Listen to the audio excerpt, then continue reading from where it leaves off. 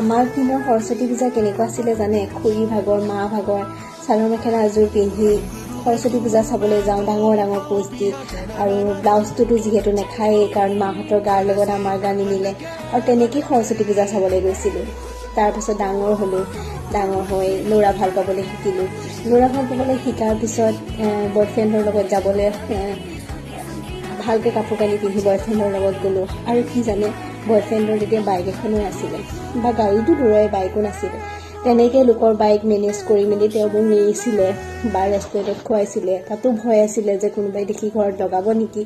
আৰু আজিৰ দিনটোত চব আছে, গাড়ী আছে, বাইক আছে, বয়ফ্ৰেণ্ডৰ পৰা হাজবেণ্ড হ'ল। এতিয়া তেওঁৰ লগত গ'লেও কোনেও কটা নাই, তেনেকৈ যাব পাৰিম।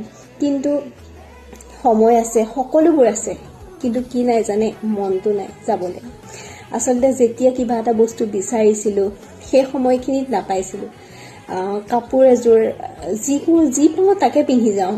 কিন্তু আজিকালি ল'ৰা ছোৱালীক মাকে সৰু ল'ৰা ছোৱালীক সমানে ড্ৰেছ এযোৰ চিলাই দিয়ে, সেইবোৰহে পিন্ধি যায়। আমি কিন্তু সেইবোৰ পোৱা নাছিলোঁ যদিও নাই পোৱা নাই, আৰু নাই শব্দটো কি বস্তু বুজিয়ে পোৱা নাছিলোঁ। আৰু আজিৰ যুগত নাই শব্দটো এনেকুৱা হৈ গৈছে যে নাই বুলি ক'লে যে বহুত ডাঙৰ এটা কথা হৈ গ'ল। হয় নহয় বাৰু কওকচোন?